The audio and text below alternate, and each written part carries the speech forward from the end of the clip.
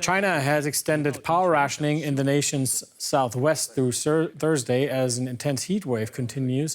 Thousands of factories in the province of Sichuan stopped production last week after drought limited the province's hydroelectric generators. The heat wave has also curbed traffic on the Yangtze River. It is not just China that is facing record temperatures. Much of Europe has suffered through repeated heat waves in recent weeks, and that's hit economies hard, whether through reduced river traffic, dried up farm fields, or destructive wildfires. It is a taste of what warming temperatures could bring the continent in the years ahead. Southern Europe, in particular, is vulnerable to climate change. This map from the World Wildlife Fund shows the water scarcity risk across Europe over the next 30 years. Now, according to the WWF, the number of Europeans living in regions of water scarcity will gradually increase. As you can see, in Spain, Italy, and elsewhere across the Mediterranean, that's a problem. According to the WWF, the number of people living in water-scarce regions in Europe will increase by 50% by the year 2050. Now, for more on this, let's bring in Johannes Schmiester, Senior Project Manager for Water Stewardship at the World Wildlife Fund. Good to have you on the program, Johannes. Now, looking at the drought that we're seeing in Europe currently, I mean, sure, there have been warnings, that times would be difficult. At the same time, is this happening too early? I don't think it's happening too early. I mean, the signs were clear for a long time. I mean, if you look, for example, at the World Economic Forum, they're putting water crisis up high on their risk ranking every year for a decade now. I mean, we have legislation in place like the Water Framework Directive in Europe, which is great. But what we really need to see now is investments and implementation of these measures and to take these signs seriously. Agriculture is one of the sectors that has had to deal with lower rainfall figures and lower water levels in general. Do you see some sort of adaptation there, or are farmers planting the same seeds that they did 15 years ago? Yeah, I think adaptation is really a key issue here, and we will see a lot of highly reduced yields this year in some of the crops, especially corn, for example. But it's not only a measure of which crops to grow or which varieties to grow, but really where do we grow what and how do we eat, how do we nurture a population, right? And the question here in Germany can also be can I eat more regionally, seasonably, and also with less meat and dairy? And this also requires political action, right? And promote, for example, more locally grown nuts or fruits and vegetables. Right now, we are sourcing 4% of our, or we're only growing 4% of our tomatoes domestically. The rest is imported to Germany. Now, the agriculture minister is a member of the Green Party. He's been in power for 9 months now. Do you see any political change or any change in the political will there?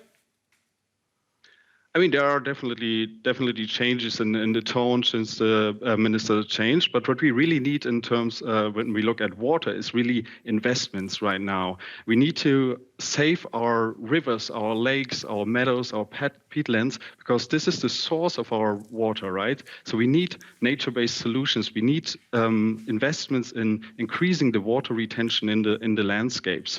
And if we manage that, it will pay off twice. It will give us more water supply or maintaining our water supply, and will also protect us from flood events that we saw recently in Germany as well. Johannes Schmiester of the World Wildlife Fund. Johannes, thank you. Thanks for having me.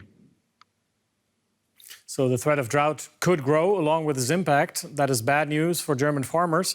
They are eyeing a poorer harvest here in the country than usual. High temperatures and low rain levels are only part of the problem.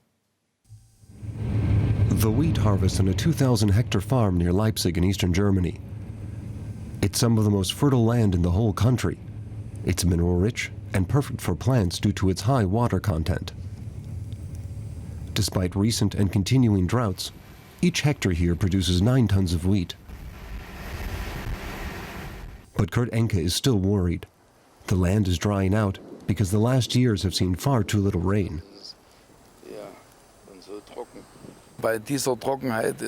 These droughts are pushing the land to the breaking point. If it completely dries out, then even the best farmland can't support plants without additional water. And that's a problem we're facing now.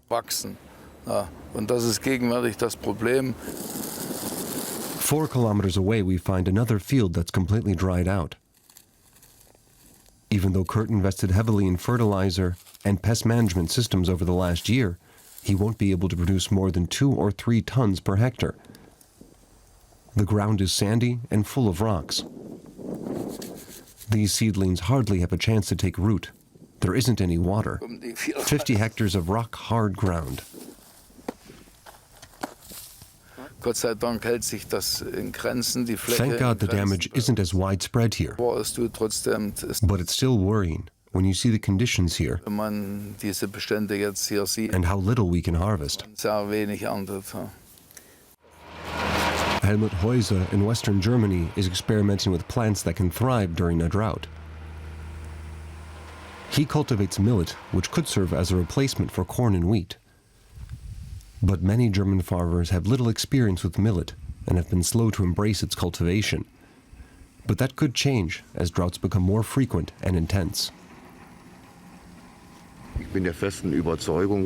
I'm convinced that with a bit of reflection, many farmers will come around and millet will be cultivated more often and become a staple grain.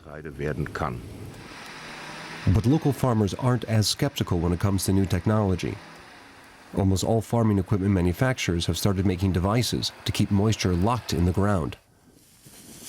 After the harvest, the farmland is pressed flat without breaking up the topsoil. And the old husks help protect from the sun. As soon as there's a mulch covering, meaning that the old plant husks are left on the surface, then ground temperatures sink. And the lower the temperature, the less water loss we have. Farmer Kurt Enke has already overseen 35 harvests. He isn't ready to embrace new crops like millet, but new water conservation techniques have already become commonplace on his farm.